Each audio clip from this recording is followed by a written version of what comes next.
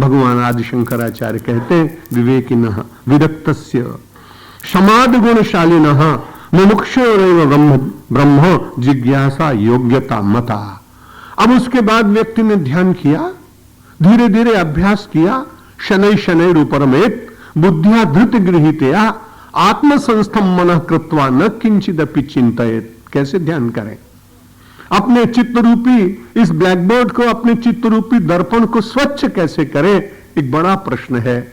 भगवान श्री कृष्ण ने उत्तर दे दिया, चिंता मत करो, शनै शनै उपरमेत बुद्धिया धृति गृहीतया, धैर्यपूर्वक अपनी बुद्धि का प्रयोग करते हुए, एक दिन में नहीं होगा, समय लगेगा।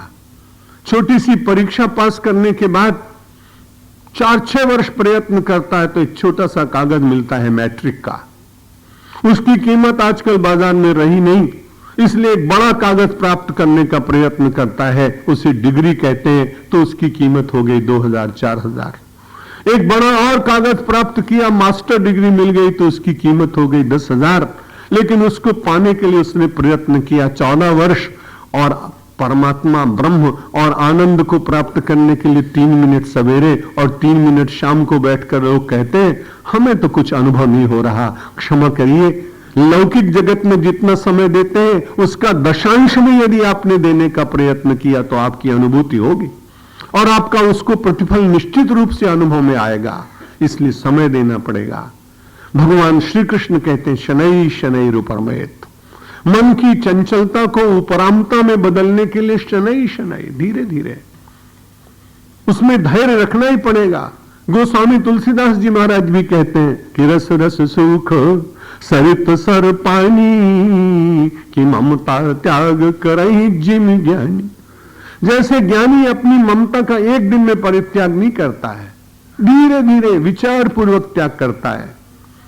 जैसे सरिताओं में जल भरा होता है लेकिन धीरे धीरे सूख जाता है, और देखने वाला मन में विचार करता है कि पावस ऋतु में मैं इधर से निकला था, तब तो ये सरिता बड़ी तटबंधों को तोड़कर और ग्रामों तक जा रही थी, पशुओं को भगा ले जा रही थी, गांवों को तोड़ रही थी, जल कहां चला गया? और पथिक मन में जब विचार करता है तो ग्रामवासी से पूछता है कि मैंने तो इसमें बहुत जल देखा था, जल कहां चला गया? वो कहता है गांव में नहीं रहते हो ना? हाँ, कभी कभी आता हूं। तो उसने कहा तुम्हें मालूम है जेठ की दोपहरी देखी है? नहीं देखी, क्योंकि हम तो बड़ी सुविधा में जीने वाले लोग। तो उसने कहा जेठ में कभी आओ तो पता लगेगा। जेठ की दोपहरी में सूर्य की प्रचंड किरणें और उसके चलने वाला साफ चलने वाला पवन, यदि आप इसका अनुभव करेंगे तो आपको ज्ञात होगा कि सरिता का जल ये 2 ही चीजें सुखाती। सूर्य की किरणें ले जाती है, चलने वाला प्रभंजन बयार ले जाता है। और उसने जब ये बात कही तो साधक ने मन में विचार किया, मेरे भी हृदय रूपी सरोवर में जन्म जन्मांतर के कर्म का जल भरा हुआ है।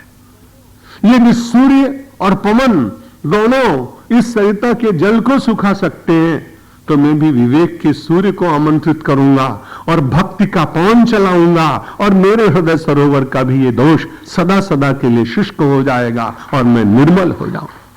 समाधि निर्धूत मलस्य चेतसो निवेशित आत्मन यत् सुखम भवेत। जिसने उस समाधि का, उस ध्यान का आनंद लिया, उस व्यक्ति से किसी ने पूछा कैसा है वो, तो उसने कहा न वर्णयितुं शक्यते। जो मेरी वाणी है ना उसका वर्णन करने में न शक्यते, सामर्थ्य नहीं। न शक्यते वर्णयितुं गिरा तदा।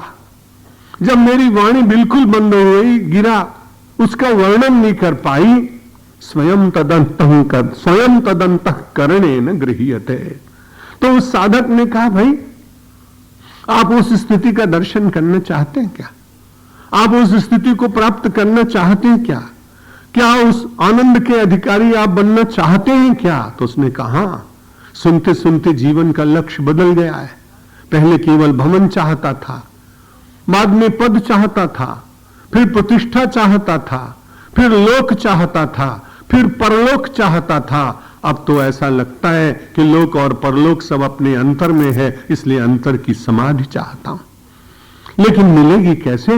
निर्धूत मलस्य चेतसः, मेरा और आपका यह चित्त धीरे धीरे धीरे धीरे धुलता चला जाए और अपने स्वरूप को अपने भीतर ही देखने की मन में इच्छा जग जाए। अभी तो प्रतिबिंब का आनंद ले रहे हैं, बिंब को देखने की उत्कृष्ट आकांक्षा जिस दिन मेरे और आपके मन में जग जाएगी, जगत रहते हुए भी जगत आपको दिखाई नहीं पड़ेगा।